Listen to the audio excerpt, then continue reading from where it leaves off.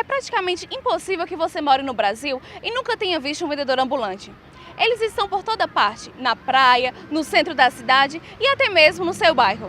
O ambulante, também conhecido como camelô, é o vendedor de picolé, o vendedor de vassouras, de frutas, de comidas, e todos eles são trabalhadores informais. Nessa reportagem, nós vamos abordar várias questões relacionadas ao comércio informal, inclusive os direitos do trabalhador desta categoria. Para isso, vamos primeiro esclarecer o que é o trabalho informal. Para a Organização Internacional do Trabalho, o emprego informal é caracterizado pela realização de atividades comerciais ou de prestação de serviço que se encontram à margem de qualquer regulamentação ou controle por parte do poder público, além de características como pouco capital e mão de obra pouco qualificada.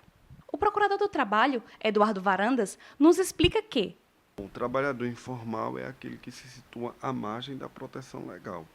Normalmente aquele indivíduo que trabalha por conta própria, não está registrado na Previdência Social em uma das hipóteses de trabalho, como trabalhador autônomo ou empregado, e, portanto, também não se beneficia da proteção legal. A professora Doralice Sátiro, doutora em Geografia Humana da UFPB, qualifica o comércio informal como: para você considerar que um trabalhador é informal, significa que ele não está legalmente oficializado, ou seja, ele não tem registros. E, muitas vezes, o que é um camelô, por exemplo, ele paga alguns impostos. Então, de alguma forma, ele tem alguma legalização. Então, essa discussão, ela se dá tanto na economia, se dá no serviço social também, na administração. Na geografia, essa discussão vem tanto por essa denominação, mas nós também gostamos muito de uma discussão que o professor Milton Santos faz, que é dos circuitos superiores e inferiores da economia, que se espacializam. Então, essa discussão, ou seja, onde estariam esses considerados informalizados? Estariam exatamente nesse circuito inferior da economia, que aparentemente não tem o capital mais elevado, mas que tem, na verdade, ele tem sido tão dinâmico e aparecido tanto que, muitas vezes, em determinadas localidades, ele é muito forte. Então, essa discussão, se é informal ou não formal, é uma discussão que ainda se faz. Você tem o registro, pode encontrar o registro no IBGE ou no Ministério do Trabalho, que ele vai denominar. Então, assim, a princípio, é tudo aquilo que não está legalizado ou oficialmente regulamentado para que ele trabalhe com aquela determinada função no local em que ele elegeu. A professora Doralice ainda nos explica quais as origens do trabalho informal. Desde a Revolução Industrial, que você tem o trabalho assalariado e já tem o trabalho que hoje tem essa denominação de trabalho informal. Então, você tinha pessoas que os ambulantes nas ruas vêm desde então, ou seja, desde a origem da cidade moderna, você já tem aquele trabalho que pode ser caracterizado com a denominação atual de trabalho informal.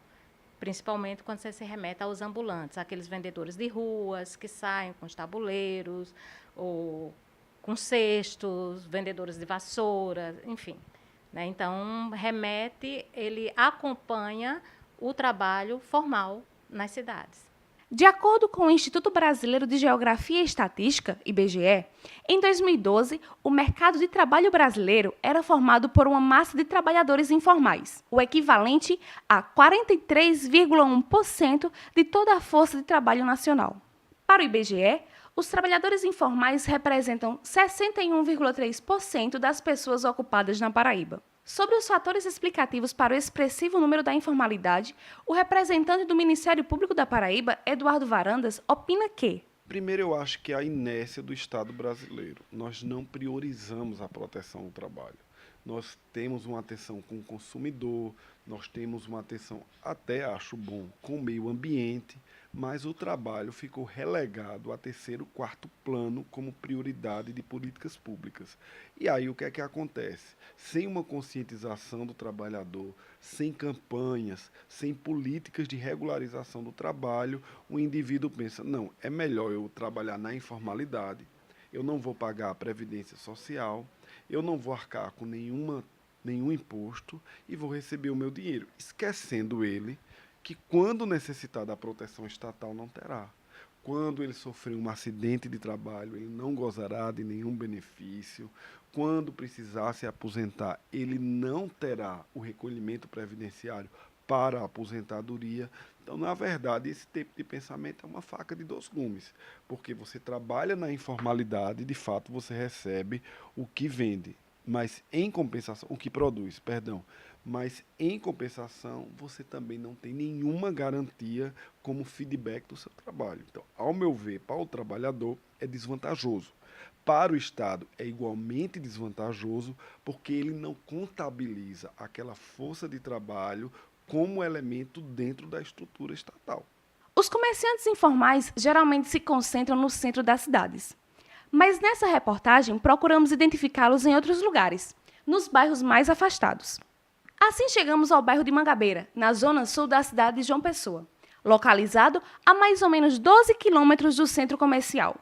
Apesar da distância, os moradores não têm nenhum problema na hora de fazer compras, porque o comércio formal e informal aqui é muito forte. Segundo o IBGE, Mangabeira abriga o segundo maior mercado público de João Pessoa e tem também a segunda maior avenida da capital, a Josefa Taveira. Sobre o surgimento do bairro, a professora Doralice Sátiro esclarece. O bairro, na verdade, surge a partir de um conjunto habitacional e, como qualquer bairro, ele surge como residência, né, para residência. E a proporção que ele foi sendo ocupado pelas residências, as pessoas vão tendo necessidades diárias, desde comprar 1 quilo de açúcar, comprar feijão, ou o que falta em casa, um detergente, alguma coisa. Isso é muito comum nas esquinas aparecer a padaria, por exemplo, a padaria, a farmácia, isso começa a aparecer, isso no circuito formal. Mas, ao mesmo tempo, como havia espaços públicos não ocupados em Mangabeira, que eram espaços destinados à construção ou de praças ou de escolas, por exemplo, ele passou a ser ocupado com comerciantes e de maneira informal. Então, assim como se ocupa para constituir uma favela, que a gente caracteriza como sendo para a moradia, ali também se caracterizou para o comércio. Dentre as cores e sabores que formam o comércio informal em Mangabeira, encontramos o seu Raimundo Pereira.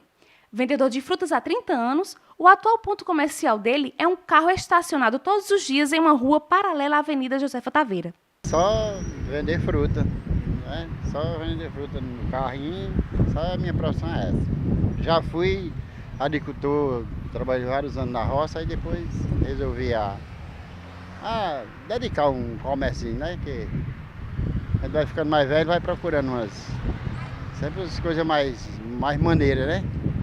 Uma das dificuldades enfrentadas pelos trabalhadores informais é a falta de capital para investir numa estrutura formal. Ao tentar sair da total informalidade, muitos afirmam ter problemas em pagar funcionários e aluguel. Foi isso que aconteceu com o senhor Raimundo. Antes de eu trabalhar aqui, tinha um mesmo sacolão, né? Mas aí vinha aluguel, vinha água, vinha luz, vinha funcionário que você não dá conta sozinho, né? Aí você não tem aquele capital de giro para você tocar um comércio maior, um pequeno, você não vai tirar despesa. Aí que acaba você se endividando e fechando, né? Então, quando eu vi que não daria certo eu tocar um comércio, eu optei para um carro, trabalho aí até a hora que eu quero, chega a hora que eu quero, ninguém me manda, entendeu? E é a minha sobrevivência, não tenho o que reclamar. Hoje, seu Raimundo ressalta as vantagens de vender seus produtos de forma ambulante. A vantagem que tem no carro, porque você não paga aluguel, você não paga transporte, né, para ir buscar, né? Porque se for pagar já dificulta mais um pouco, né? E as vantagens são essas, né? Porque você também tem que, na hora da compra, tem que pechinchar, você tem que correr atrás de preço, entendeu? Né? Você chega no primeiro e compra, e aí você anda, roda, chega no carro, acha mais barato, já no outro já acha mais barato, então a gente tem, as opções da gente é aqui, porque aqui outra, que a gente tem que vender mais barato do que os outros os supermercados, porque se for vender preço a preço, aí ninguém lhe compra, né? Tem que comprar, já está no supermercado, e o povo hoje anda atrás das vantagens, né? O pessoal vai ali, aí vê uma manga, uma tomate, uma fruta assim, mais em conta, então ele compra o necessário lá, já volta, passa aqui, já compra a fruta, já compra o que ele acha que está mais em conta do que lá dentro, né? Não é isso? E hoje a gente não vive todo mundo correndo atrás disso, né? Das vantagens. Então eu acho que são essas as coisas que a gente procura fazer. Em outra esquina, nos surpreendemos com um comércio bastante inusitado. Seu Severino Vieira vende mariscos, camarão e caranguejos no meio de Mangabeira. Estes últimos ele mesmo pesca durante a semana. Muito bem-humorado, ao pedirmos para que ele nos definisse a profissão, ele não hesitou. Minha profissão, eu tenho duas profissões. Olha, eu tenho 3 profissões. Eu dirijo, sou motorista, sou pescador, sou motorista, sou comerciante. Intrigados por esta versatilidade, pedimos para que ele explicasse um pouco da rotina para nós. Tem trabalho pesado, viu? Segunda, terça, quarta, eu tô na pescaria. Aí vim pra casa, sexta, sábado, domingo, eu tô no comércio trabalhando e negociando. Ele nos fala que já teve outras ocupações, mas ficou desempregado e procurou outras alternativas. Trabalhei em construção, já trabalhei de peão, como de história de obra, já trabalhei em negócio de despachando em supermercados, assim, um emprego assim. Podemos notar que o comércio do seu Severino é bem movimentado, tanto que nossa entrevista foi interrompida diversas vezes. O trabalho não pode parar, né, seu Severino? É muito lento. Pode não. É, bastante. Aqui é bem movimentado, viu? Na minha época faltou emprego. Na época eu fiquei parado, aí não tinha condução de... Não tinha emprego, eu tinha que ir pra maré. Aí conheci a maré, comecei a pescar, aí de lá pra cá e não deixei mais. Peguei no gosto da pescaria, um é com precisão, né, que precisava. E o outro porque gosto mesmo, já do trabalho lá dentro. Sobre o tema da nossa reportagem, temos muito a refletir. Primeiramente, quais são os principais fatores que desencadeiam o trabalho informal? O principal é o desemprego, né? O que coloca, se você não tem um emprego formal, eu diria, então você procura se virar de alguma forma. E aí aparece a informalidade, aparece aquele que se dá de forma espontânea, que a pessoa sai vendendo, né, aquilo por conta própria, eu diria. Ou seja, pega um carrinho de mão e sai vendendo, pega uma mercadoria e sai vendendo, muitas vezes para terceiros. Um segundo ponto é, será que o trabalho informal é mesmo uma questão de sobrevivência ou pode ser uma escolha? Na maioria dos casos é uma questão de sobrevivência. Mas também não só, né? Ou seja, alguns optam por essa modalidade por ser um ganho também mais fácil. Eu não estou falando daqueles que precisam desse dinheiro para sobreviver, mas também daqueles que se utilizam desse trabalho para tirar um lucro mais fácil, sem pagar impostos, sem pagar o trabalhador da forma correta. Então, você tem as duas coisas. O que está lá na ponta mesmo, que vai... muitos migrantes, por exemplo, não é só no Brasil, eles colocam uma toalha e põem a mercadoria. Não sei se você já conseguiu ver isso. E está tudo nas pontinhas amarrado por uma corda. Na hora que vem a fiscalização, ele puxa a corda, põe nas costas e sai correndo. Então, o migrante ele precisa sobreviver na cidade. Quando ele não encontra um local para trabalhar, ele se utiliza desse trabalho. Nesse caso, é sobrevivência. Mas naquele caso que a pessoa reproduz DVDs ou CDs para vender e vai se utilizar dessas pessoas que não têm trabalho, então você veja que no caso dele não é exatamente a sobrevivência, mas é um lucro mais rápido, mais fácil. Outra questão, o salário que alguns trabalhadores informais ganham por mês pode ser superior ao de um trabalho formal. E o Ministério Público do Trabalho tem consciência disso. Nós não temos como explicar por que a quantidade de carteiras de trabalho anotada é infinitamente menor do que os postos de trabalho criados no trabalho informal. Se o trabalho informal se tornar a regra, então a gente vai pegar toda a legislação trabalhista e colocar no lixo. Ele deve sempre ser a exceção e a regra geral, o trabalho na condição de empregado, como define a consolidação das leis do trabalho. Ainda sobre a questão salarial, nossos entrevistados respondem. Uma faixa de mil e pouco, né? Porque eu não trabalho o horário o dia todo, né? Eu só trabalho aqui até 1h, 2h da tarde, é meu horário. Mas quem quer tirar o dia todo, acho que fatura mais, né? Dona Marilene Souza da Silva, vendedora de tapioca, conta sua média salarial atual e compara com a do trabalho anterior e formal. Antes eu ganhava o quê? 600, 650, eu cheguei a ganhar até 1.000. Mas quando chegava no final do mês eu não via 1.000, eu via 200. E hoje não, sobra dinheiro para pagar minhas contas, às vezes eu fico meio apertadinha. Mas não pelo que eu ganho, que é pouco, que eu não ganho razoável, não ganho pouco nem muito. Eu chego a ganhar R$ 1.500. Outro exemplo que encontramos é o de Denilton Carneiro. Ele vende pizzas no porta-malas do carro. Denilton conta o que aconteceu para que ele virasse comerciante informal. Eu fiquei desempregado agora no final do ano, antes do Natal, e tinha um amigo que já trabalhava com esse material e a gente se associou e graças a Deus está dando muito certo. Ele foi vendedor em uma empresa por 10 anos, mas agora resolveu trabalhar por conta própria, já que não encontrou um outro emprego que o pagasse tão bem quanto o anterior. Eu trabalhava como vendedor externo de uma empresa e trabalhava lá há mais de 10 anos. E aí saí e resolvi agora trabalhar no comércio informal, trabalhar por conta própria. Sobre o novo emprego, ele explica. Essas pizzas são caseiras, certo? Ela é manipulada durante a madrugada e nós vendemos ela durante a manhã. A produção das pizzas é feita em casa, pelas esposas dele e do amigo. Enquanto gravávamos, uma delas trazia mais pizzas para o estoque. Nossa câmera não intimidou os clientes já conquistados por Denilton. Perguntamos para uma dona de casa o que ela acha do produto. Bem fofinha, massa bem saudável, não é aquela coisa de geladeira congelada, dura, não sei de quantos tempos, embalada não. Você vai comprar uma pizza por aí, R$20, R$30, aí você vai comendo. Ai meu Deus, perdi meu dinheiro. Denilton nos conta quanto é a renda do seu comércio.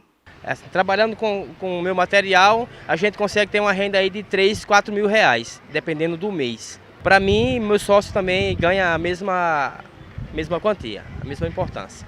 A falta de segurança nas ruas é um dos problemas que o trabalhador informal tem de lidar diariamente. Seu Severino nos conta o que faz para tentar driblar o medo. Nos parece que cada um desenvolve técnicas próprias para se virar. Marilene, a vendedora de tapioca, tem sua própria receita contra assaltos e mau tempo. Sempre estou ligada quando vem alguém para me assaltar, que sempre tem aqui. Sempre estou ligada para o tempo. Quando o tempo realmente está fechando, eu tenho um plástico que eu comprei de metros, né? Que eu coloco e estou providenciando no carrinho algo que não prejudique nem a mim nem ao cliente. Tipo molhar, de ficar desconfortável na hora de comer. Dizer, não vou ali porque está chovendo e vai me molhar toda. Eu sempre improviso algo. Uma das preocupações dos trabalhadores informais é a fiscalização. Direto, viu? Graças a Deus foi bem um meio que Jesus abençoou, que eles pararam mais, mas até aqui é proibido de vender aqui. Jesus está abençoando que eu estou por aqui, mas não é permitido de vender aqui não. Eles não querem que venda aqui não. Quando acontece, o que é que o senhor faz para... Sai pela rua. Eu tenho um carrinho velho, eu boto num carro e sai pela rua vendendo, gritando e vendendo pelo meio da rua.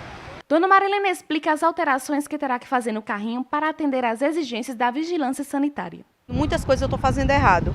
Pelo fato da peneira, eu já vou providenciar a mudança. Pelo fato eu tenho que usar farda, é obrigatório. Então tá que eu falei para você, que eu já encomendei a farda porque eu tenho a obrigação de usar farda e sapato fechado, que eu já estou providenciando isso.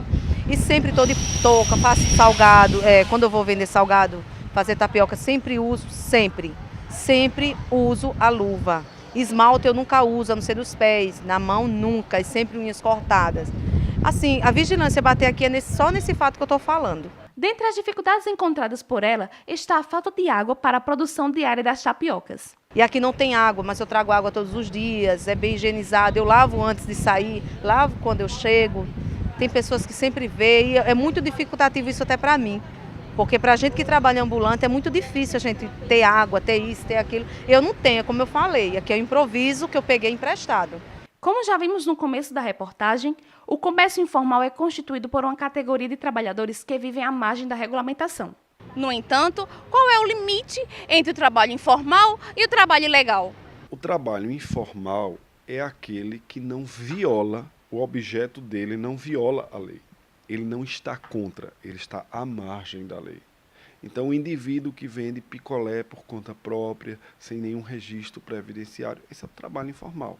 Vender picolé não está tipificado como crime ou como contravenção penal. Então, nesse caso específico, embora não seja ilegal, como o indivíduo não está devidamente registrado na Previdência Social, na condição de contribuinte autônomo, o trabalho é informal. Ele é esquecido pelo Estado, mas ele não viola as normas do Estado.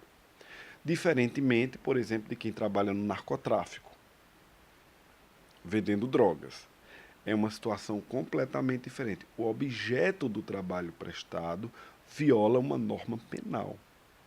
Aquela conduta O tráfico de drogas é tipificado como crime. E aí, nesse caso específico, o trabalho ilegal é lesivo para a sociedade e deve ser coibido sobre todos os aspectos, inclusive o criminal, com as penas previstas no Código de Prisão. No que se refere ao o vendedor de DVD pirata, nós entendemos que há uma terrível violação aos direitos autorais do detentor da obra. É, inclusive, previsto no Código Penal a pirataria como um delito. Então, ele se enquadra com as devidas ressalvas de gravidade ao eventual devedor de drogas. Com as devidas ressalvas de gravidade. Não é a mesma gravidade, mas também é um trabalho que viola uma norma vigente. Todo trabalho que for contra a norma vigente é ilegal. Todo trabalho que estiver à margem da regularização é informal, é diferente. As pessoas que vendem DVD nas ruas sabem que esta é uma prática proibida e ilegal. Não é por acaso que quando nossa equipe chega com a câmera, já podemos notar os olhares desconfiados e arredios.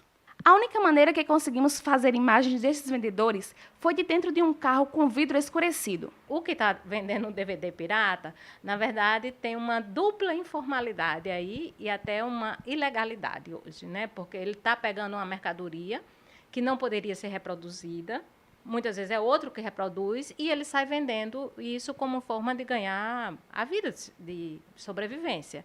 E você tem aquele outro que tem ele mesmo produz a mercadoria dele, mas ele não tem condições de ter um box numa feira. Então, ele sai vendendo de forma voluntária, de forma informal. Então, é muito mais amplo do que a gente pode limitar em definições que feche o que é que são. São categorias mais amplas. É bem comum encontrarmos ajudantes nos comércios informais. Estas pessoas auxiliam o trabalhador informal, mas não possuem vínculo empregatício, o que é uma irregularidade. Encontramos 2 exemplos. O primeiro, com o vendedor de caranguejos. O senhor paga ele, como é? Pago R$50 por dia para ele. Aí ele lhe ajuda aqui o dia todo? Não, nós trabalhamos até 12 horas aqui. Aí 12 horas aqui já encerra. Filho, aqui não dá mais 12 horas. Aí nós vai já atrás de... Eu, por exemplo, eu vou atrás de mercadoria para vender no outro dia. E a segunda, com a vendedora de tapiocas. No momento, sim. Eu pago R$50 por semana, mas é só uma ajuda básica, porque ela está grávida, só para ela não ficar em casa. Mas ela me ajuda bastante. As diferenças entre o trabalhador formal e o trabalhador informal. O trabalho informal, na verdade, eu não qualificaria como irregular. Digamos assim, ele está à margem da legislação. Mas eu não acho que isso seria uma irregularidade, não necessariamente uma violação legal. O trabalhador fica sem a proteção, não é? E fica sem o amparato estatal no que se refere a aspectos trabalhistas e previdenciários. Lamentavelmente, no Brasil, a quantidade de postos de trabalho informal vem crescendo. O ideal seria que todo trabalhador, fosse ele empregado, eventual ou autônomo, contribuísse para a Previdência Social e tivesse sua situação jurídica regularizada junto ao Estado brasileiro, a fim de que, se houvesse um infortúnio, ele gozaria das garantias e dos direitos que a legislação lhe dá. Em conversa com o gerente executivo do INSS de João Pessoa, encontramos a definição do trabalhador por conta própria. Os trabalhadores por conta própria, a própria lei resume da seguinte forma: é aquele que, durante o mês, presta serviço a uma pessoa física ou jurídica, ou mais de uma pessoa física, mais de uma pessoa jurídica, né, quer seja na área urbana, quer seja na área rural, sem um fim empregatício, sem emprego, sem ter uma relação de emprego. Ele não tem patrão. Logo, ele destaca a importância de contribuir com a Previdência, para que o trabalhador por conta própria tenha os direitos e benefícios assegurados por meio do INSS. Os benefícios que são garantidos também para aqueles que são trabalhadores de carteira assinada. Não há diferença entre o trabalhador informal para o trabalhador de carteira assinada. Ele tem os mesmos direitos, ele tem direito a receber os mesmos benefícios. A única diferença que existe é que o trabalhador por conta própria, ele não tem o seguro-acidente do trabalho. Ele não tem um patrão, ele trabalha sozinho, ele trabalha vendendo, ele trabalha prestando serviço a todos da sociedade. Enquanto o único benefício que o trabalhador por conta própria, o informal, que vem pagar a Previdência, que para nós ele é tratado como contribuinte individual, não terá os benefícios acidentários. Não é? Ele não tem o auxílio-doença acidentário, ele não tem a pensão por morte acidentária, mas todos os demais benefícios ele tem. Ele tem o auxílio-doença comum, a família dele vai ter aposentadoria, a família dele vai ter a pensão por morte comum, ele vai ter as aposentadorias comuns, ela vai ter o salário maternidade, então não há nenhuma diferença. A cobertura, em qualquer situação, ele vai ficar recebendo pela Previdência Social. Alguns dos nossos entrevistados demonstraram preocupação com a Previdência Social. Estou fazendo, há 5 anos eu estou fazendo a Previdência, que com 18 anos, daqui a 18 anos eu posso mexer, e estou pagando sim meu INSS, faz 4 meses que eu estou fora realmente do emprego que eu tinha, e eu comecei a pagar só. Eu comecei a pagar sobre a Bolsa Família, só que eu descobri que a Bolsa Família, a gente pagando, você não tem direito a nada, só aposentadoria daqui a 40, 50 anos, com 68 anos eu vou ter esse direito. E eu estou pagando para mim própria, eu pago R$ 72,00, e se eu tiver algum problema, que eu tenho artrite, eu tenho bucite, eu tenho problema no braço, eu tenho problema de enxaqueca, eu pretendo sim pagar uma coisa certa do que uma Bolsa Família que você paga, deixa para quem realmente precisa. As razões que movem Denilton são outras. Ele pensa em expandir o negócio e se preocupa com o futuro da sua família.